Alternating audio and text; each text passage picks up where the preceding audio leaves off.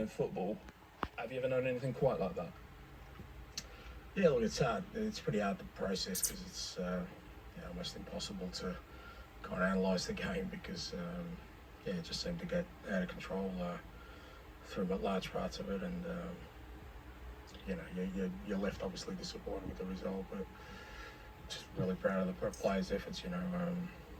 They gave everything, and I guess that's a positive we'll take out of it. Yeah, how big an effort was it from the guys who stayed on the pitch and the ones you brought on? How heroic? Yeah, I mean, we were very, very close to getting an equaliser a couple of times, and it shows the spirit and character, which, to be fair to the lads, they've shown that from day one.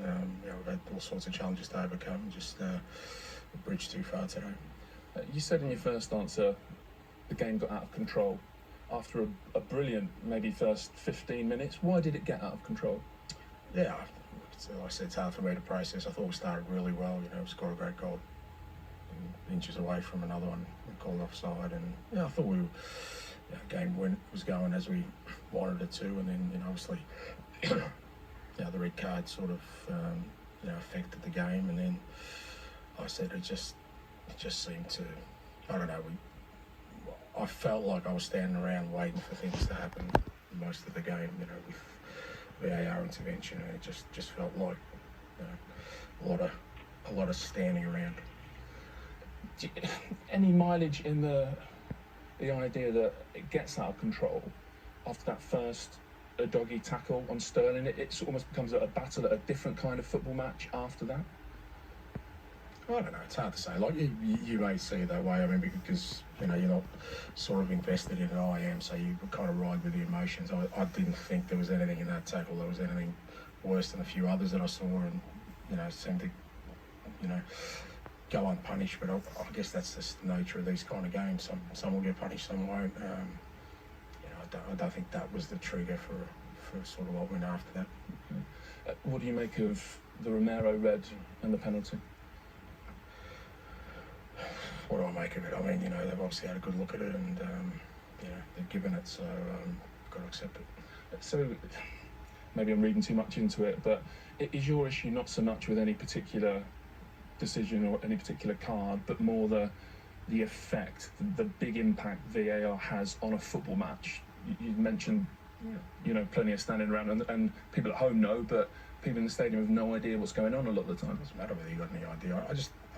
I've said it before, but some of it's self-inflicted, because if we're going to go out there and complain about decisions every week, what's going to happen is what happened today. There'll be forensic sort of study of every decision that goes on out there, and I just think that's the way the game's going. I don't like it, but you know what, I could be a lone voice. I keep being told that that's the way forward, but I just, when you look at how much standing around we had to do today, I don't know, maybe people enjoy that kind of thing. I don't. I'd rather see us playing football.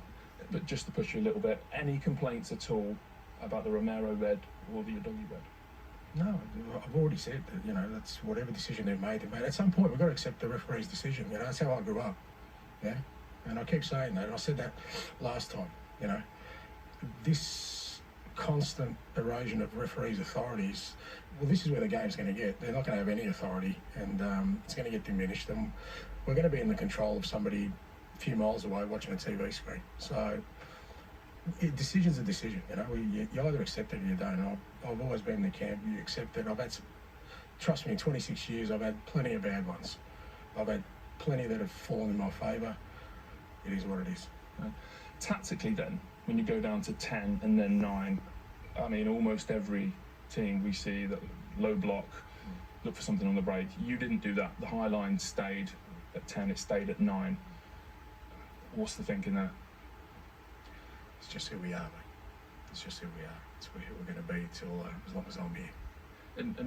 But that doesn't change. It doesn't get compromised at 10 or 9 men. Obviously not. We'll go down to 5 men, mate. We'll have a crack.